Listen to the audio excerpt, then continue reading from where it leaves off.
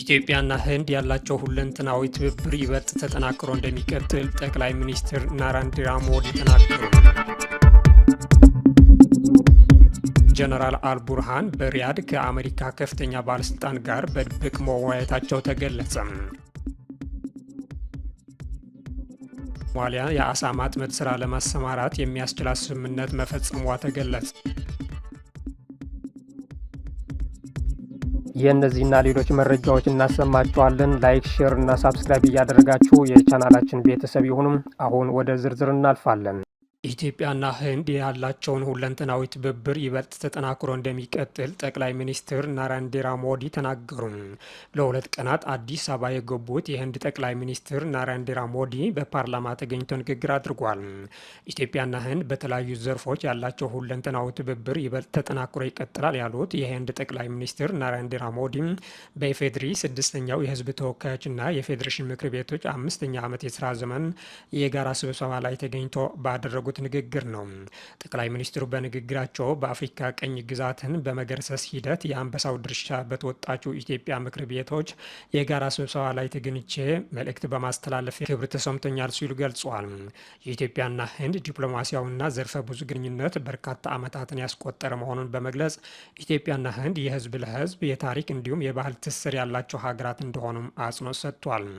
የኢትዮጵያና ህንድ ሁለንተናዊ ትብብር ይበልጥ ተጠናክሮ እንደሚቀጥልና ሀገራቸው ለኢትዮጵያ የምታደርገውን ድጋፍ ለማጠናከር ቁርጠኛ መሆኗን አረጋግጧል። በተለይ በቴክኖሎጂ ሽግግር፣ በሳይበር ደህንነት፣ አቅም ግንባታ፣ ግብርና፣ የትምህርትና ጤና ዘርፎች ላይ በትብብር ለመስራት ዝግጁ መሆናቸውን አስረድተዋል። ጠቅላይ ሚኒስትር ናሬንድራ ሞዲ በቆይታቸው ከጠቅላይ ሚኒስትር አብይ አህመድን ጨምሮ ከተለያዩ ባለስልጣናት ውይይቶች ማድረጋቸው ተገልጿል። ጠቅላይ ሚኒስትር አብይ አህመድ ለህንዱ ጠቅላይ ሚኒስትር ናሬንድራ ሞዲ በአዲስ ኢንተርናሽናል ኮንቬንሽን ማዕከል የክብር እራት ግብዣ ባደረጉላቸው ወቅት የጠቅላይ ሚኒስትር ናሬንድራ ሞዲ ይፋዊ የስራ ጉብኝት ከዲፕሎማሲያዊ ግንኙነት የተሻገረ ክስተት መሆኑን ገልጿል። ጉብኝቱ ጥንቃቄ የተሞላበት እቅድና በደፋር ሀሳቦች ለውጥን ማራመድ እንደሚችሉ የተረዱ የሁለት ሀገራት መሰባሰብ እንደሆነም ተናግረዋል። ይህም ረጅምና ጥልቅ የሆነው የኢትዮጵያና ህንድ የትስስር ታሪክ ወሳኝ የሆነው የትብብር ጉዞ ምዕራፍ ወደፊት የሚቀጥል መሆኑን ማሳያ እንደሆነም አስረድቷል።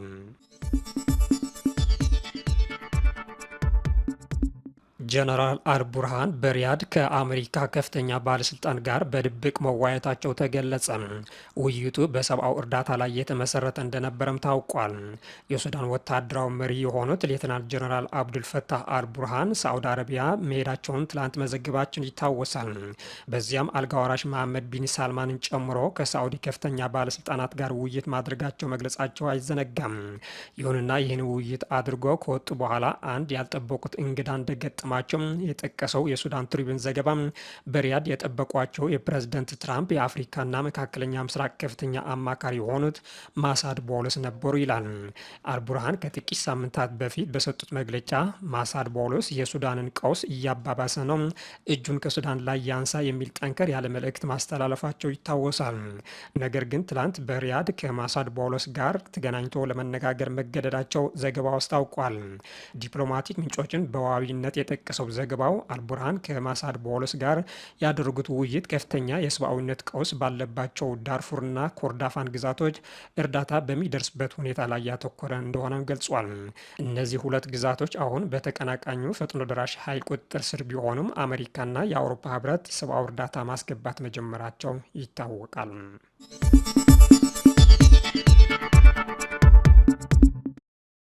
ቱርክ በሶማሊያ የአሳ ማጥመድ ስራ ለመሰማራት የሚያስችላት ስምምነት መፈጸሟ ተገለጸ። ቱርክ ከዚህ በፊት ጋዝና ነዳጅ ለማውጣት ስምምነት ማድረጓም ይታወሳል። ቱርክ ትርፋማ የሆነው የነዳጅና የጋዝ ስምምነት ካገኘች በኋላ አሁን ደግሞ የአሳ ማጥመድ ዘርፉን ለመቆጣጠር ትኩረቷን አዙራለች ይላል መረጃው። በዚህ ሳምንት ቱርክ ከሶማሊያ ጋር ለሶማሊያዎች የስራ ዕድል ይፈጥራል የተባለለት የአሳ ማጥመጃ ስምምነት ተፈራርማለች። ስምምነቱ የፈጸመው ደግሞ የቱርክ የጦር የኢንቨስትመንት የንግድ ኩባንያ የሆነው ኦያክ እንደሆነ ተገልጿል። ኦያክ የቱርክ የጦር ኃይሎች ድጋፍና የጡረታ ፈንድ በመባል የሚታወቀው ሲሆን የቱርክ ትልቁ የሙያ ጡረታ ፈንድ ነው። በ1961 በህግ የተቋቋመው ኦያክ ከብሔራዊ የማህበራዊ ዋስትና ስርዓት ነጻ ለሆኑ የቱርክ ጦር ኃይሎች አባል መኮንኖች፣ ኮሚሽን የሌላቸው መኮንኖችና የተወሰኑ የሲቪል ሰራተኞች ጨምሮ ተጨማሪ የጡረታ የአካል ጉዳትና የሞት ጥቅማ ጥቅሞችን የሚሰጥ ነው። ወደ 470 ሺህ የሚጠጉ አባላት ያሉት ድርጅቱ በቱርክ የሲቪልና የንግድ ህግ መሰረት እንደ የግል አካል ሆኖ ይሰራል ተብሏል። ከቱርክ ትልቁ የኢንዱስትሪ ኮንግሎሜሬትስ አንዱ እንደሆነ የሚነገርለት ኦያክ ከ130 በላይ ኩባንያዎች ከስሩ ያሉትና ከ38 ሺህ በላይ ሰዎችን ቀጥሮ የሚያሰራ እንደሆነ መረጃዎች ያሳያሉ። ይህ ድርጅት አሁን እግሩ ሶማሊያ ምድር ላይ ረግጧል። በሶማሊያ የሚገኘው የአሳ ሀብት በማጥመድ ለውጭ ለመላክ ማቀዱንም ተገልጿል። በሱዳን በፈጣን ድጋፍ ኃይል ቁጥጥር ስር በምትገኘው ኒያላ የጤና ባለሙያዎች ታስሮብኛል ሲል የዓለም ጤና ድርጅት አስታወቀም። የዓለም ጤና ድርጅት በዚህ ዓመት በሱዳን በጤና እንክብካቤ ላይ 65 ጥቃቶችን መመዝገቡ አስታውቋል። የዓለም ጤና ድርጅት በደቡብ ምዕራብ ሱዳን በኒያላ ከ70 በላይ የጤና ባለሙያዎችና ወደ 5000 የሚጠጉ ሲቪሎች የታሰሩ መሆናቸው ገልጿል። በሱዳን የደቡብ ዳርፉር ግዛት ዋና ከተማ ከሆነችው ከኒያላ ከ70 በላይ የጤና ባለሙያዎች ሰራተኞች 5000 ገደማ ሲቪሎች በግድ እየታሰሩ መሆኑን የሚገልጽ ዘገባዎች አሳስቦናል ሲሉም የዓለም ጤና ድርጅት ዋና ዳይሬክተር ቴዎድሮስ አድሃኖም ትላንት አስታውቋል። እንደ ሱዳን ዶክተሮች ኔትወርክ ገለጻ ሰዎቹ በተጨናነቁና ጤናማ ባልሆኑ ሁኔታዎች ውስጥ የታሰሩ ሲሆኑ የበሽታ ወረርሽኝ እንዳጋጠማቸው የሚያሳዩ ሪፖርቶች አሉም ብለዋል። የፈጣን ድጋፍ ኃይሎችና የሱዳን ህዝባዊ ነጻነት ንቅናቄ ሰሜን አንጃ በዚህ ዓመት መጀመሪያ ላይ በኒያላ ትይዩ መንግስት መመስረታቸው ይታወሳል። የዓለም ጤና ድርጅት በእስር ላይ ስለነበሩ ሰዎች ሁኔታ ተጨማሪ መረጃ እየሰባሰበ ነው። ሁኔታው በተባባሰ የጸጥታ ችግር እየተወሳሰበ ነው ሲሉ ዶክተር ቴዎድሮስ ተናግረዋል።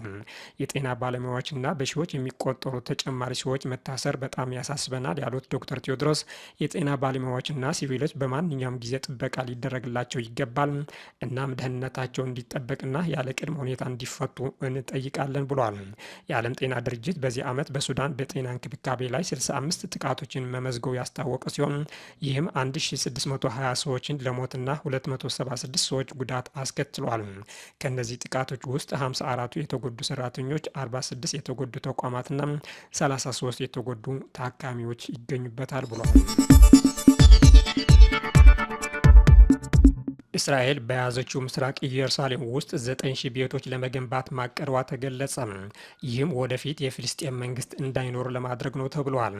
የእስራኤል ባለስልጣናት በተያዘችው ምስራቅ ኢየሩሳሌም ውስጥ በቃላንያ አየር ማረፊያ ቦታ ላይ 9000 አዳዲስ የመኖሪያ ቤቶች ለመገንባት እቅዶች እንደያዙ የዘገበው አልጀዚራ መሬቶችን እርስ በርስ እንዳይገናኙ ለማድረግና በአካባቢው የፍልስጤም መንግስት እንዳይፈጠር ለማድረግ ሌላ ሙከራ ነው ተብሏል።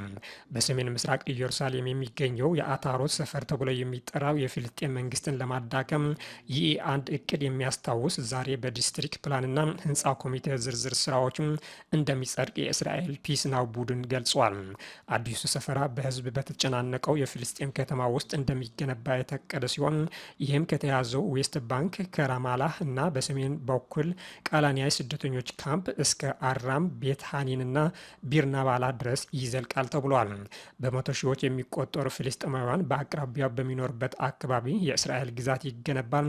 ይህም በአንድ ቁልፍ ቦታ ላይ ልማትን ለማገድና ሉዓላዊ የፍልስጤም መንግስትን የመመስረት እድልን የበለጠ ለማበላሸት ነው ብለዋል ዘገባው። ይህ አውዳሚ እቅድ ከተተገበረ ምስራቅ ኢየሩሳሌም ከአካባቢው የፍልስጤም አካባቢ ጋር የሚያገናኝ እድል የሚከለክልና በተግባር ከእስራኤል ጎን ለጎን የፍልስጤም መንግስት እንዳይመሰረት የሚያግድ ነው ሲል ፒስ ናው ቡድን አስጠንቅቋል።